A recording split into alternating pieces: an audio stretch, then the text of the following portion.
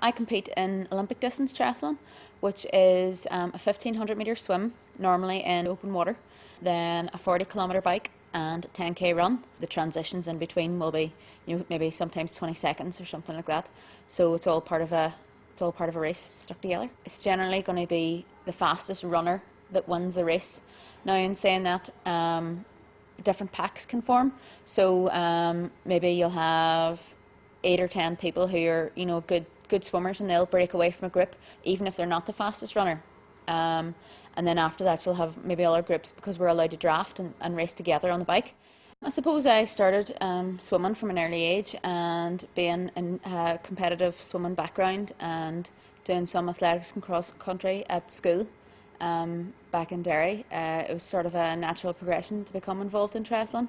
I think one of my first triathlons, I might have borrowed a bike from someone, and after I realised I was good at it, there was a development sort of process, and eventually I won a race in Ireland, was the national champs in 2007. A couple of years ago, thinking about getting to the Olympic Games was only a dream, I suppose, and as I've progressed as an elite level triathlete and getting to the level, climbing up the ladder that I'm at now, gradually the Olympic Games is becoming more and more of a reality. Especially last year, I had an unbelievable season where I actually medalled at a championship series race, and that showed that I can compete with the best in the world. And just getting to the Olympics and competing in the Olympics wasn't just going to be good enough anymore. I want to go there and I want to compete with the best, because I know I can. For me to get to the Olympics, I have to qualify in the top 60 in the world. So at the minute I'm actually ranked 12th, which puts me in a fantastic position going into next year. If I didn't race until the end of June, I would still get to go, which is fabulous.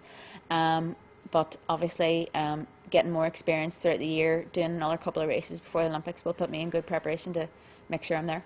I suppose you ask about pride and what it means. For me, probably the proudest moment was racing in Athlone at the European Champs last year. My mum and dad had come to watch, and the whole crowd in Athlone were clapping and cheering and banging on the billboards and shouting, "Go Aileen!" And my mum and dad to be there and seeing all that, it was amazing. It was really filled me with pride.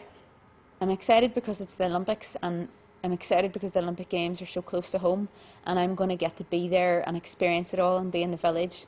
But when it comes down to the race, I'm just going to have to think about it as another race, because you can prepare for these races as best you can, but I always say there's an element of luck involved, because anything can happen on the day. I've had crashes before in the past. I've had a bad swim, and that can really set you back. I think one of my best forms of preparation is my boyfriend giving me a talk about the gremlins, who tell me it's okay if you give up now. Everyone knows you've tried your best, and you've been, it really hurts really hard, and no one's going to mind. That's what the gremlins say, and he tells me he's going to spray anti-gremlin spray on my helmet and on my shoes and stuff, so that these gremlins don't come about. Overall plan, I suppose some people might think I'm quite old in terms of sport, but I've only really been involved in elite level sport for maybe 3 or 4 years, and I think I have quite a big percentage of improvement in me in terms of getting fitter and faster and stronger. As long as I'm improving and as long as I'm enjoying it, I'll be in the sport for as long as I can.